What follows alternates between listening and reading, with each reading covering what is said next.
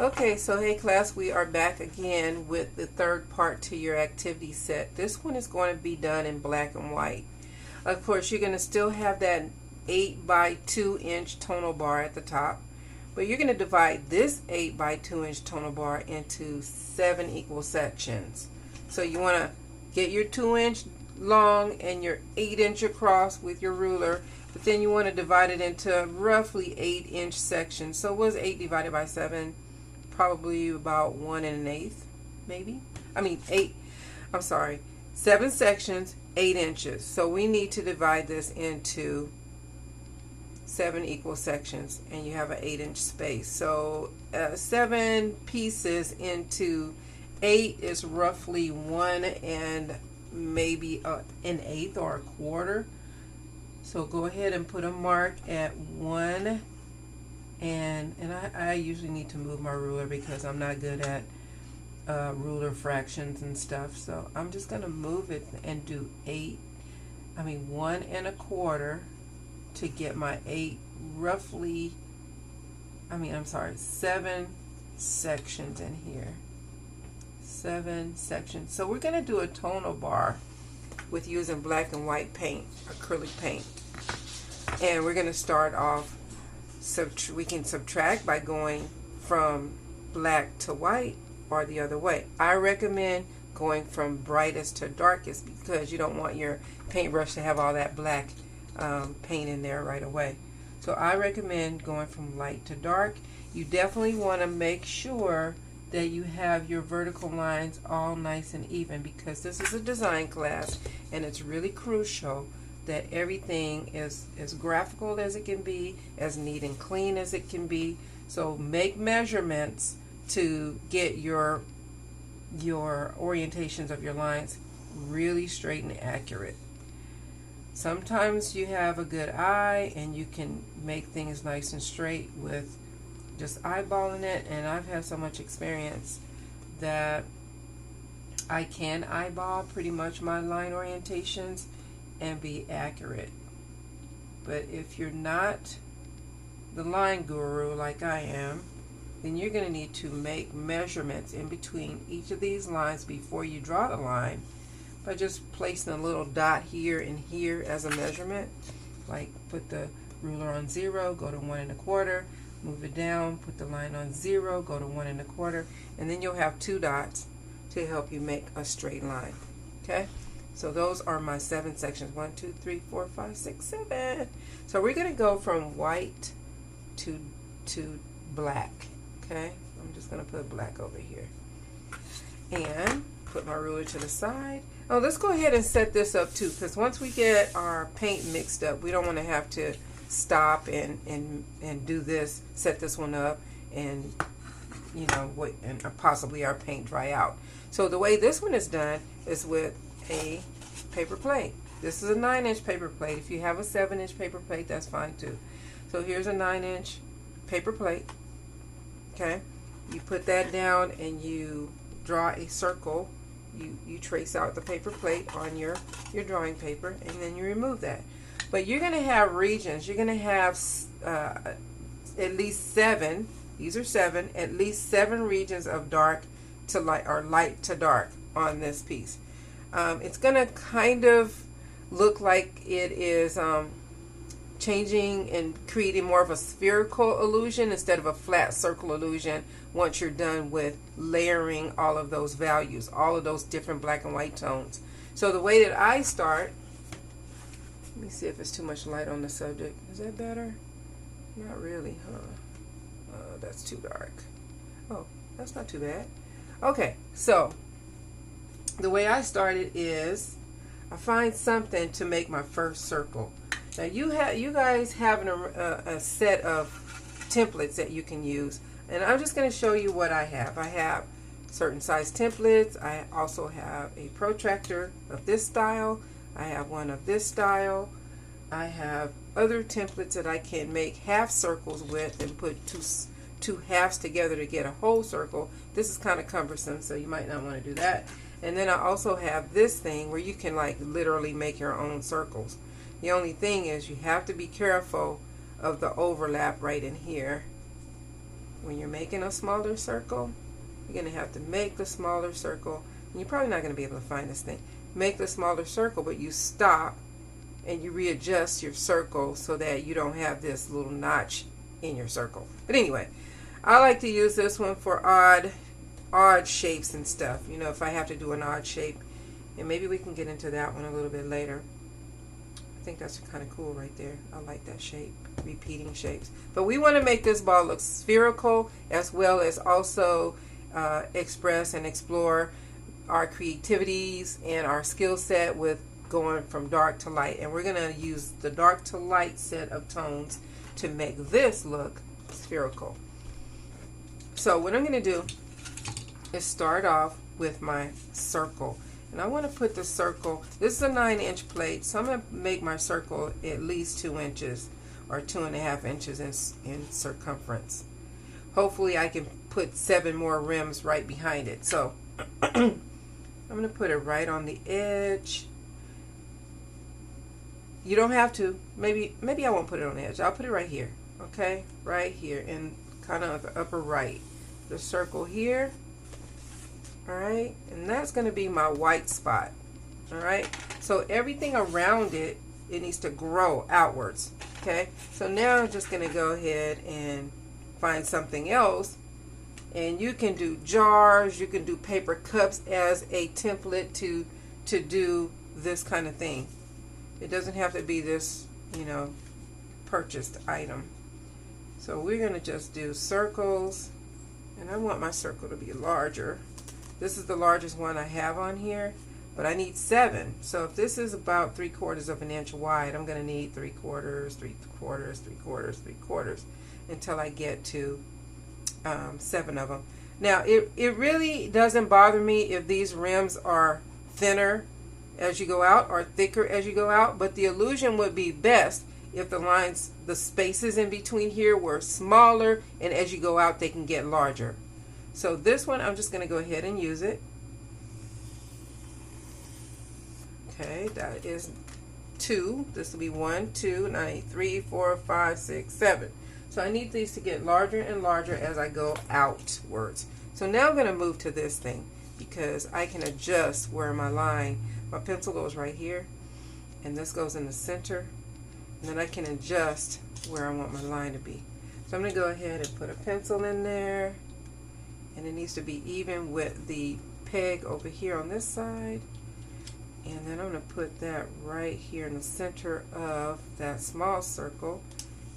And I'm just going to let it help me draw my circle. Stop at the line. And this is probably the most accurate way to get these inner circles in your sphere, because it's following the circumference of the ball. So I'm going to move it out some now and do another one and lock it down. This is really cool. You guys will probably be out trying to buy one of these. I actually forgot I had this. I like it. So that little peg is stuck in the paper, so it won't slide. It won't slide. And I'll just keep on moving it out.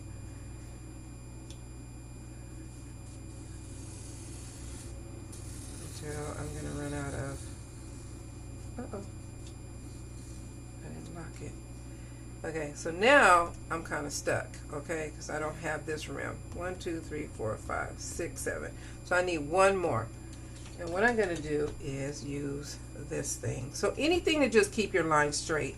It doesn't matter really how wide they are in between, but it does matter that these lines are nice and clean and straight, okay?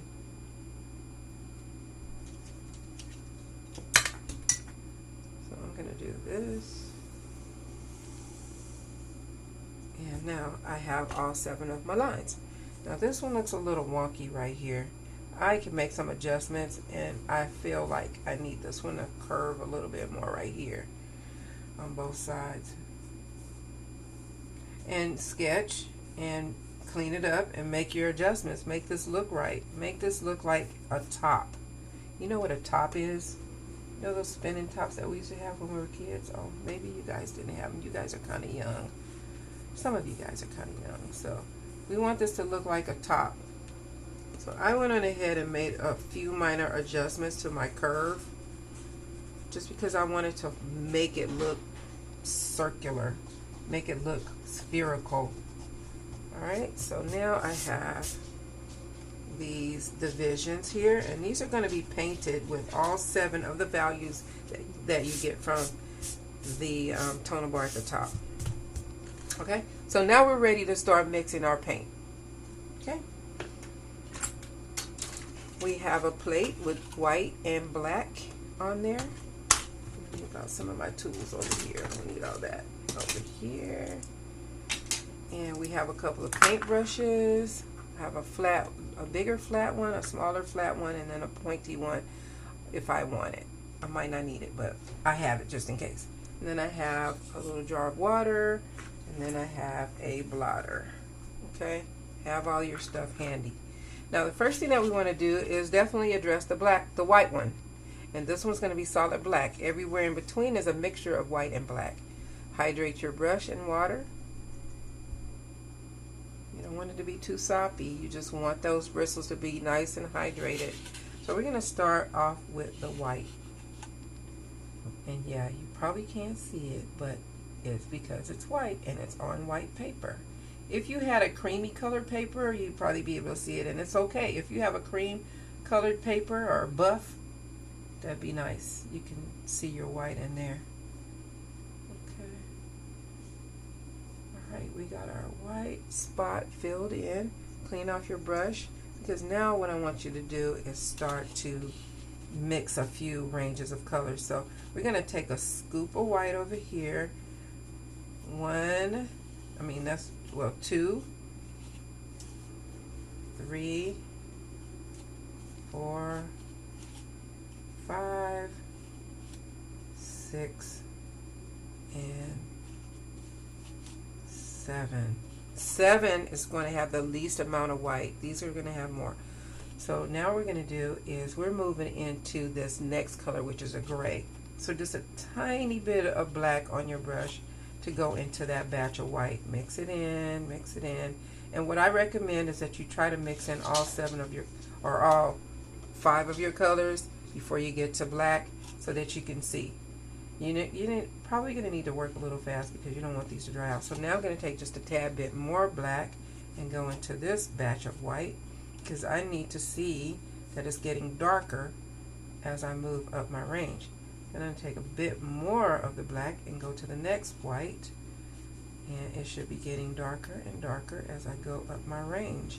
If it's too dark too soon, add more white to it. And take some more black and go to this batch of white.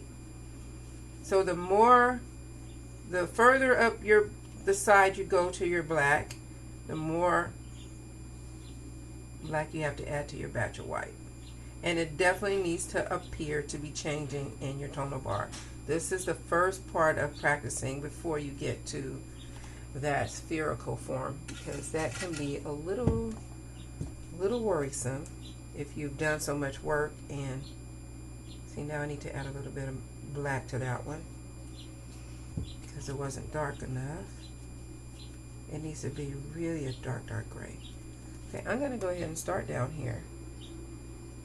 It's not pure black, even though it probably looks like it to you, but it's not pure black. It's almost black, not pure.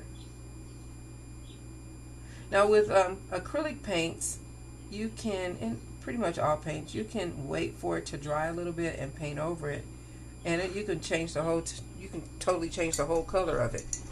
So I only started here because my brush was already filled with that black since I mixed it last. I'm going to go back up here to my next gray, my light gray next to my white.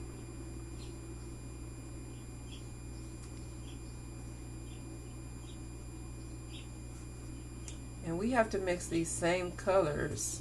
If you run out of it before you get to your sphere, you have to do the same thing with the spherical form.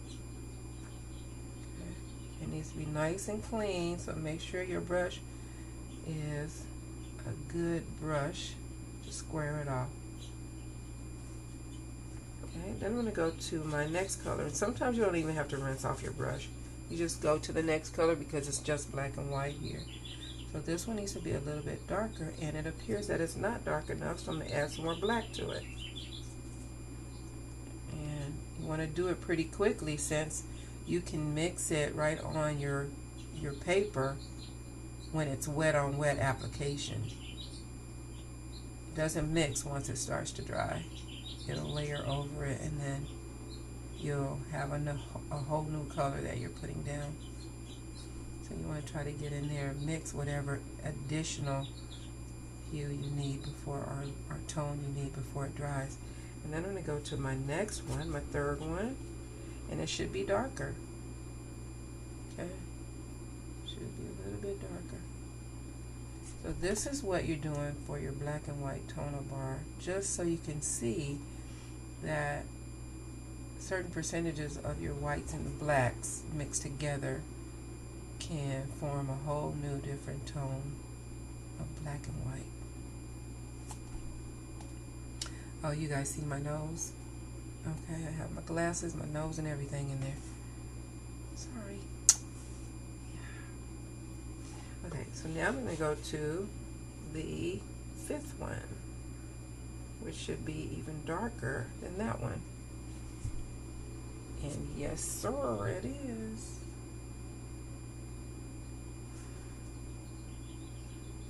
And I've already gotten this value in over here, which is okay. Oops, went outside the lines. You guys don't want to go outside the lines. Try to be careful. Keep it clean, keep it neat, keep your spaces nice and even. Alright, so I'm going to wash this off because now I'm going to have to deal with the blackest of black, which means I'm just going to go straight to the tube and grab some black out of here because there's absolutely no white in that black. Absolutely no white. Clean your brush out really good, dry it off, and then go for your black. And this is ebony black.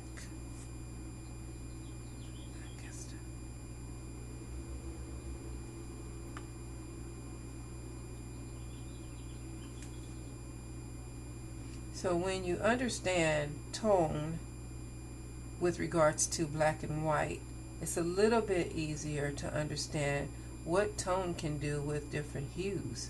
If you add black to a hue, which is a color, you have a darker tone. The more black you put, the darker the tone of that hue will be. If you add white to your tone, to your hue, you're going to have a tint, not a shade. These are all shading colors, So you can shade any hue in the rainbow by doing this. You can add black, a little tiny bit of black to each of your hues, and the more black you add to each of your hues, the darker that hue is going to be. You can add white to each of your hues, and the more white you put in, the brighter it's going to be. So it's kind of like going the opposite direction. We're working toward either way, more black or more white. Alright, so now let's go ahead and work with this spherical form. I already have white here, so I'm just going to go ahead and put that in. And you can use this bar as a key to knowing how to mix the next range, the next level of value. So just look at it as you're mixing so that you can kind of keep on track with the right tone for the next level. So this is my center. Now I want to go into making a light gray, and I need to grab some black from over here. Oops, too dark. Too dark. Let's go ahead and grab some more white. When it's too dark, you have to bring some more white into it to lighten it up a little bit. So this will be what that is up here. If you need to make a dash next to it just to see, you can. I just want to make sure you guys are all aware that neatness counts.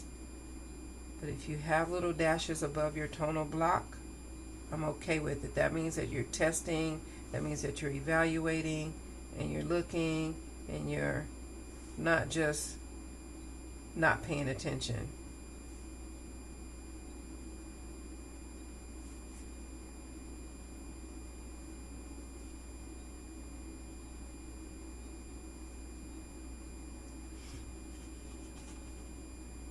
keep that brush inside the lines.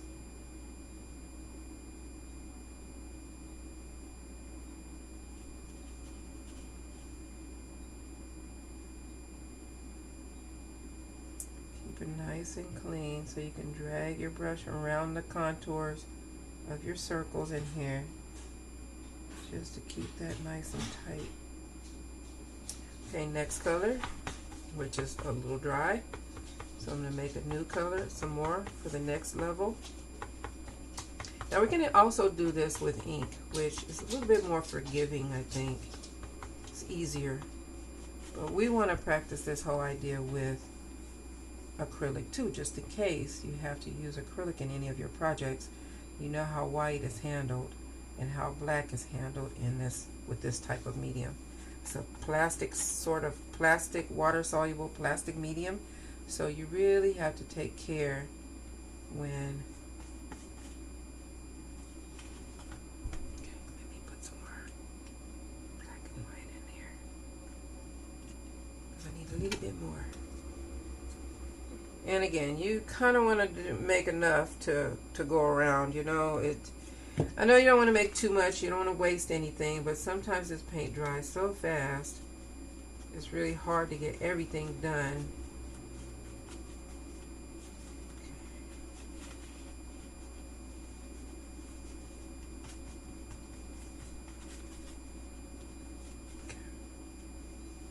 A bit more black. Alright, here we go.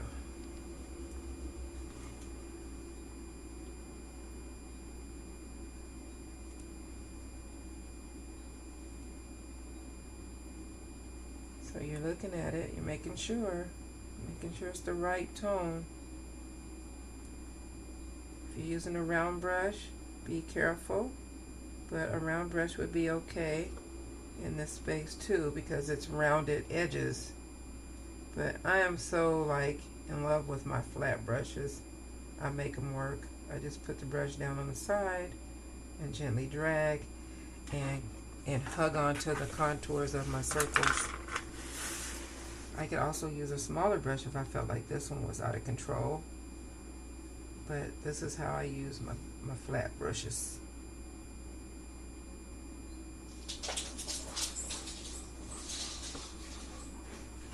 See, you just make it work. You just make it work. Turn your paper so your arm is moving in unison with the drag.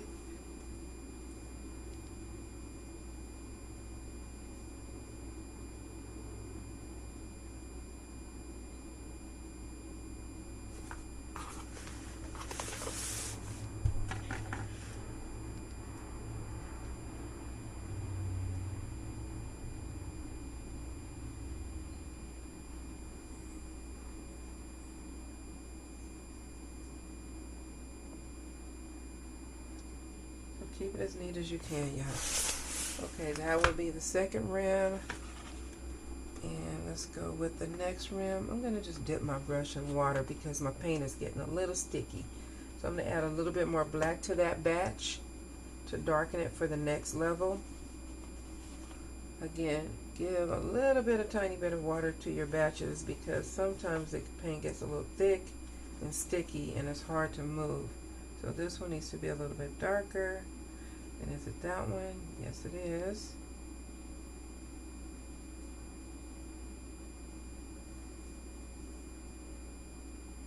Just take nice long fluid strokes around your edges. It really makes a difference. You don't want to do this, but sometimes it gets a little out of control. So nice, strong, nice fluid strokes makes the best results in going around the contours, especially of things that are straight or round. Just lay your brush in there and gently drag it until you fill it in.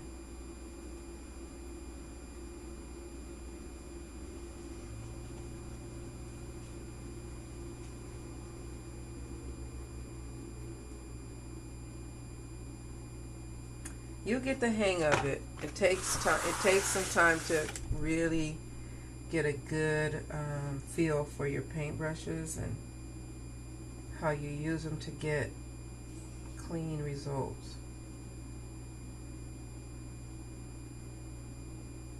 Okay, that is the next level.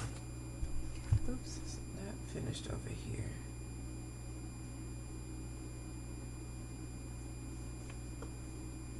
And I can go over here too. Oops, I'm outside of the line a little bit. Anyway, seems like I'm rushing a little bit because I want you guys to get started with yours. Now I'm going to add a little bit more black to that same batch.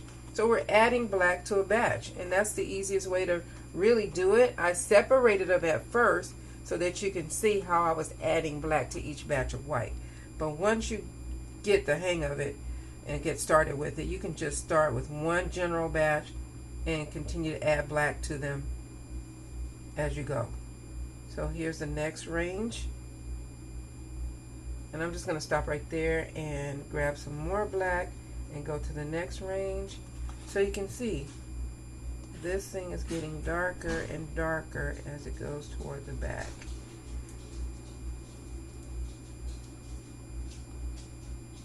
Keep it nice and clean. And now the next range will be pure black.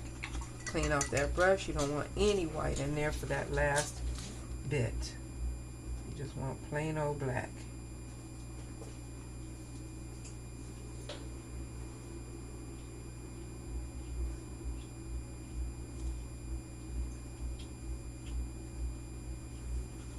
So now you have all your ranges in there. These two almost look the same, so be careful. I think I could have added a little bit more white to, black to this one, or maybe this one should have been brighter. Not sure which way I would have gone with it, but this is what you want to do with your spherical form. Okay, so this will be part of your activity, and this one is number 3. So go ahead and work on that, and then I'll come back with the pen and ink version of kind of sort of this